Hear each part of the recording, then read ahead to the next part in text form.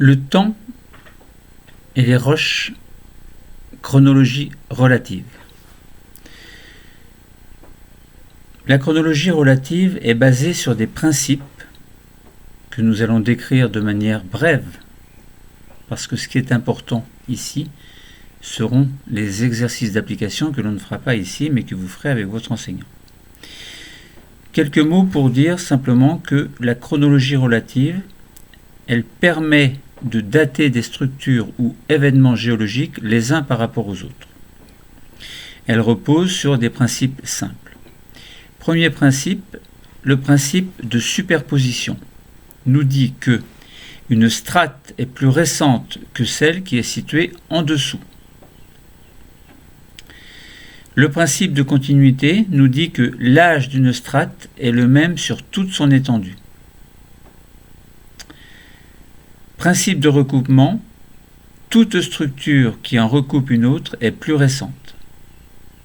Le principe d'inclusion, tout objet, par exemple roche ou minéral, inclus dans un autre est plus ancien.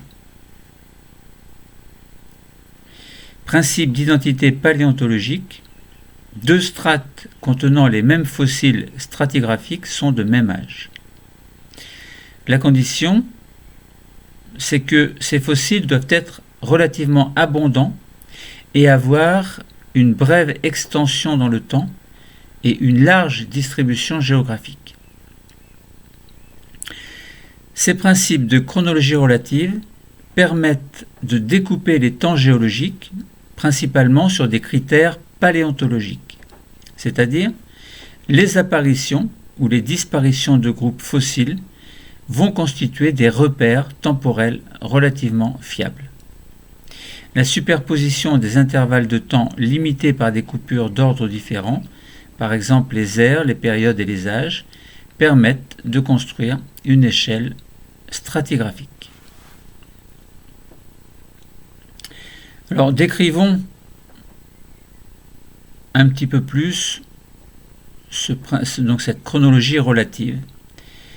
Les principes de datation relative. Si nous parlons d'abord du principe de superposition, ça veut dire quoi? Eh bien, ça veut dire que l'on superpose des couches les unes par rapport aux autres. Donc, ça concerne des structures qui vont se former par dépôts successifs. Et l'exemple classique, ce sont les roches sédimentaires. Je ne vais pas parler de la formation de ces roches sédimentaires, mais vous savez bien que si vous prenez par exemple les falaises calcaires de Normandie, par exemple Étretat, eh bien vous avez des successions de couches qui sont empilées les unes sur les autres de manière relativement rectiligne. Entre ces couches peuvent se superposer des couches par exemple de silex. Il peut y avoir de la marne également, donc des couches également d'argile. Bref, ce sont des couches qui se déposent les unes sur les autres et on appelle principe de superposition donc ces structures qui forment des dépôts successifs. Les roches sédimentaires, mais ça peut être également des volcans qui émettent leur lave, qui vont se transformer par exemple en roches basaltiques et qui peuvent former des successions lorsqu'il y a par exemple des éruptions volcaniques qui se déroulent à des intervalles de temps relativement éloignés. Eh bien, on peut très bien avoir une première éruption, une première couche d'origine basaltique, une deuxième couche un peu plus tard, etc. etc. Bon, ce n'est pas forcément que les basaltes. Alors, donc dans ce principe concernant ce principe de superposition, une couche est plus récente que celle qu'elle recouvre et plus ancienne que la couche qui est située au-dessus. C'est normal. Si vous prenez une première couche, elle a un certain âge. Si une autre couche se met par-dessus, elle est moins âgée. Et si encore une autre se met par-dessus, elle est encore moins âgée. Et la couche du milieu, de ce fait-là, du fait de la relativité des âges, entre guillemets, eh bien la couche du milieu, elle est plus récente que la couche qui est sous elle et plus ancienne que la couche qui est située au-dessus d'elle. Bon. Donc voilà pour le principe de superposition. Alors, quelquefois les terrains subissent ce que l'on appelle des déformations tectoniques qui peuvent être plus ou moins importantes. Ça peut être formation de plis également, ça peut être formation de cassures, de failles, etc. Et à ce moment-là, on peut très bien avoir une inversion des couches. Ça veut dire que la couche la plus récente peut très bien se retrouver en dessous. Bon, donc il faut être vigilant à ces choses-là, faire attention lorsque l'on vous donne une étude de terrain à faire en vous demandant de placer, enfin de dire dans quel ordre des événements se sont succédés. Faire attention, bien faire attention à ce qu'il n'y ait pas d'inversion de terrain, par exemple. Deuxième principe, c'est le principe de continuité qui nous dit qu'une même strate a le même âge en tout point. Par exemple, si vous prenez dans les fonds océaniques sur 1000 km des dépôts sédimentaires qui sont relativement identiques, et si pour une raison X, donc cette première couche ou cette couche qui s'est formée suite à ces dépôts sédimentaires donc se trouve coupée en deux, admettons, et s'éloigne l'une de l'autre par des mouvements, par exemple, de convergence ou de divergence au niveau de la lithosphère océanique, admettons, mais ça veut dire que on avait au départ la même strate, donc qui avait le même âge, mais la séparation fait que on peut se poser des questions. Bon. Donc ce principe de continuité nous dit que une même strate a le même âge en tout point, quels que soient les événements que cette couche a pu subir ensuite. Si l'on observe deux couches à distance, elles peuvent aussi être considérées du même âge si elles présentent des indices qui sont relativement semblables. Donc c'est un peu comme on cherche une énigme en fait, et on se pose la question, est-ce que ces deux couches qui sont éloignées l'une de l'autre ont le même âge? Est-ce qu'il y a les mêmes indices qui nous permettent de dire oui, c'est bien la même couche, donc elle a le même âge? Voilà, donc on peut raisonner de mille façons. Donc ça peut être des niveaux repères qui sont situés en dessous et au-dessus de la couche, par exemple. Ce principe doit être utilisé avec précaution, car bien sûr des apparences sont quelquefois trompeuses. Donc à une époque donnée, les conditions de sédimentation peuvent différer d'un endroit à l'autre, donnant à une même couche des aspects différents selon les affleurements. Inversement, les dépôts très ressemblants peuvent s'être formés à des époques très différentes. Donc là encore, il faut être vigilant à ce principe de continuité qui peut subir évidemment des irrégularités. Troisième principe, c'est le principe de recoupement. Principe de recoupement, toute structure qui en recoupe une autre lui est postérieure. C'est normal, si par exemple vous avez deux strates calcaires qui se sont formées à des intervalles de temps différents, et si vous avez un abaissement ou une remontée de ces deux strates suite à l'activité d'une faille normale ou faille inverse, eh bien vous pouvez très bien avoir un décalage de ces deux couches, mais le principe de recoupement vous dit que toute structure qui en recoupe une autre lui est postérieure. Ça veut dire que la faille, l'événement qui a provoqué la séparation des deux strates, par exemple, est plus récent que les strates qui sont donc plus anciennes. Donc ça peut être des formations géologiques également, ça peut être un filon volcanique ou bien un pluton granitique, par exemple, qui va s'insérer dans des roches qui sont déjà en place. Voilà, donc ça veut dire que, imaginons un pluton qui remonte vers la surface, peut recouper un encaissant rocheux.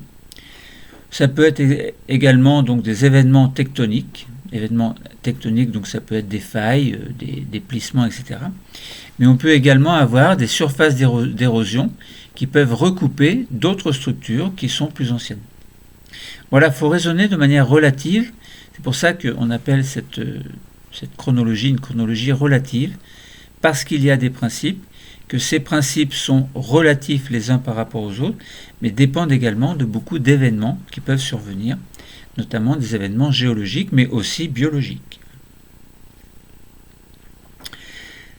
Alors, il faut utiliser ces principes ensemble, raisonner de manière à ce que l'ensemble des événements, des dépôts, etc., correspondent à quelque chose qui soit logique. Ces principes, on n'applique pas ces principes n'importe comment, il faut raisonner. Par exemple, l'observation d'une discordance angulaire entre des strates horizontales ou des couches déformées par un événement tectonique situé en dessous va indiquer qu'a eu lieu une première phase de sédimentation, que cette phase de sédimentation a été interrompue par un événement tectonique qui peut être à l'origine de déformation. Les sédiments déformés ont ensuite été érodés, ça veut dire que l'on enlève la partie supérieure, ça s'appelle on érode, ça veut dire on gratte. Alors c'est pas nous qui grattons évidemment, ce sont les conditions géologiques, environnementales, la température, etc., qui font qu'on a une érosion qui peut enlever une partie de la couche supérieure de la strate, par exemple. Donc il peut y avoir une érosion plus ou moins importante, et il y a très souvent des érosions en fait qui se font et qui compliquent encore le principe le raisonnement qui permet de resituer dans le temps les événements, c'est-à-dire les roches elles-mêmes, et puis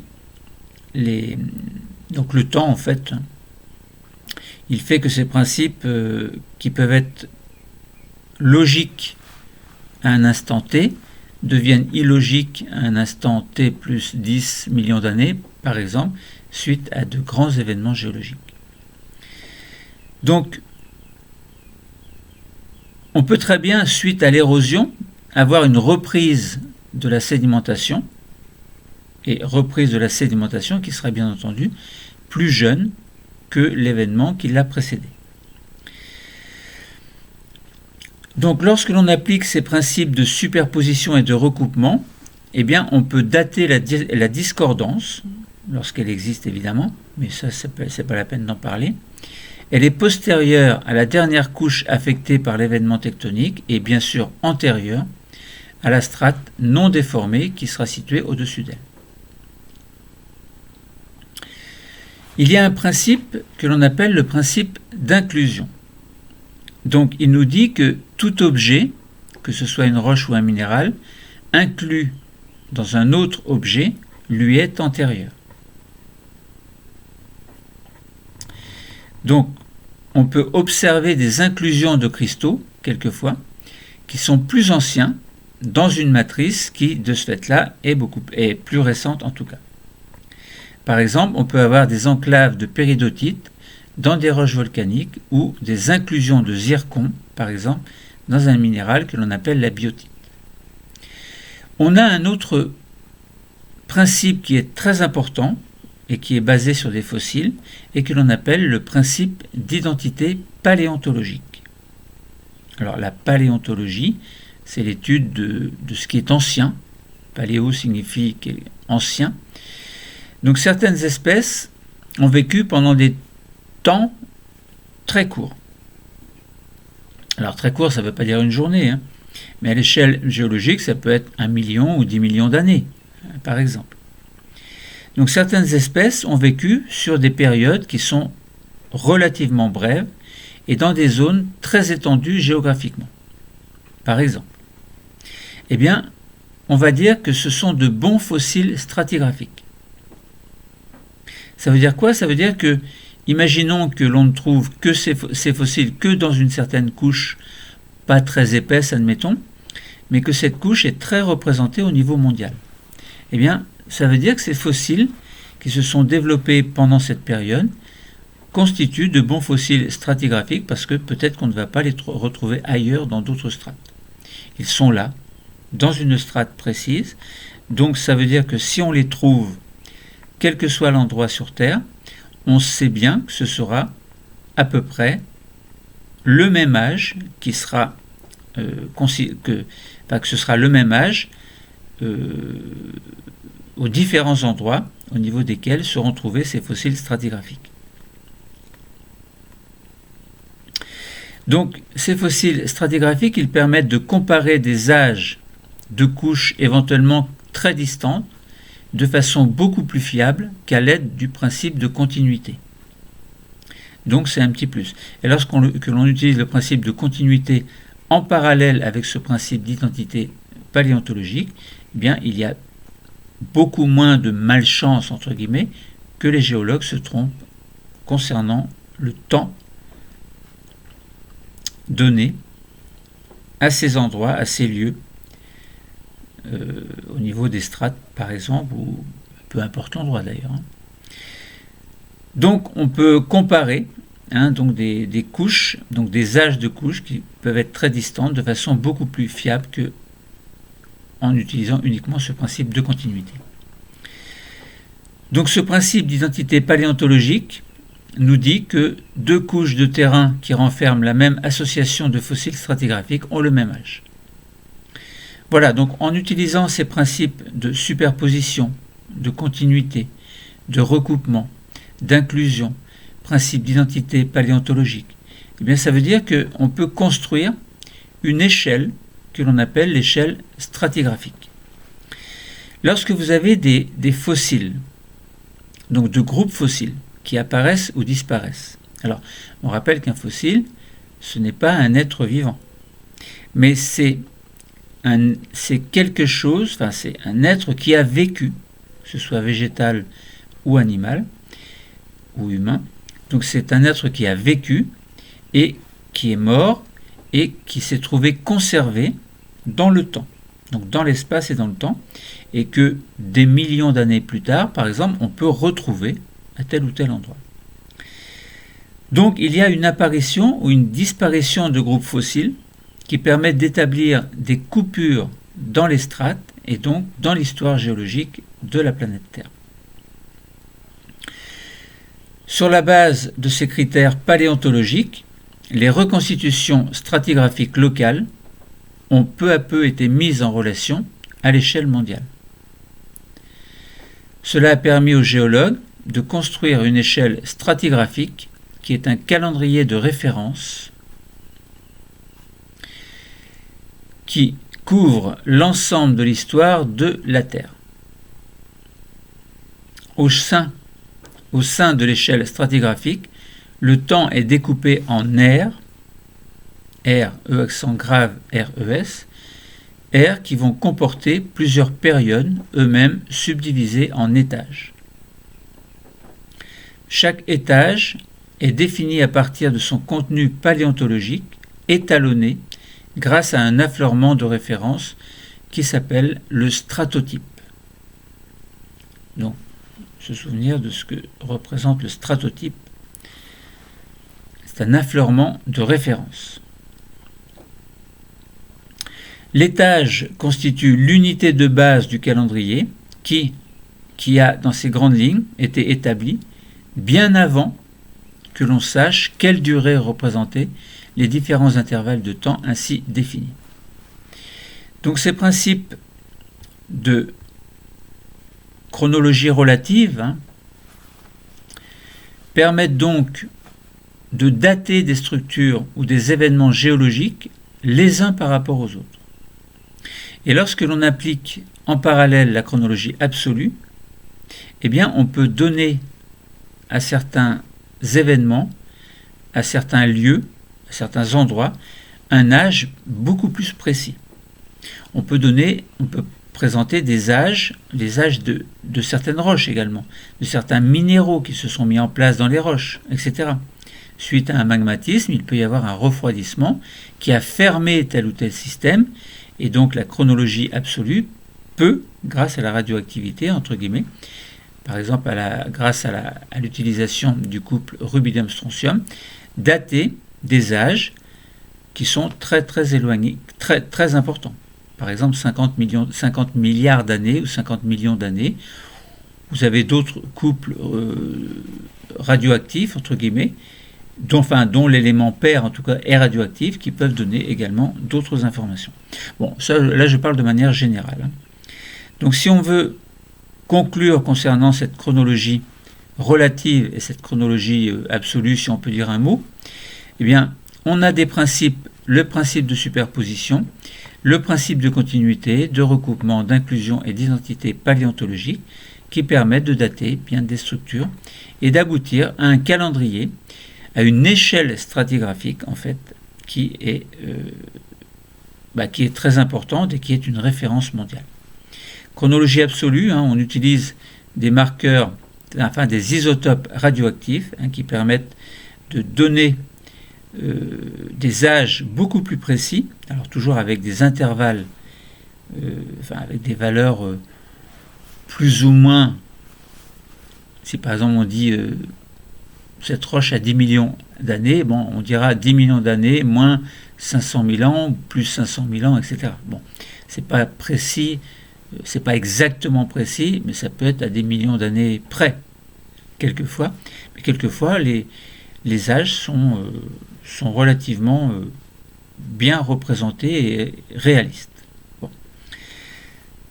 Donc voilà, donc on a bien parlé de chronologie relative, qui était surtout l'objet de ce cours, mais que l'on peut associer évidemment à la chronologie absolue.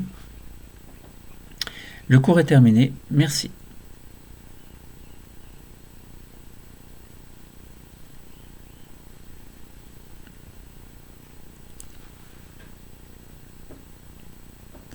Bon, ça c'est pour le sourire de la fin, ça.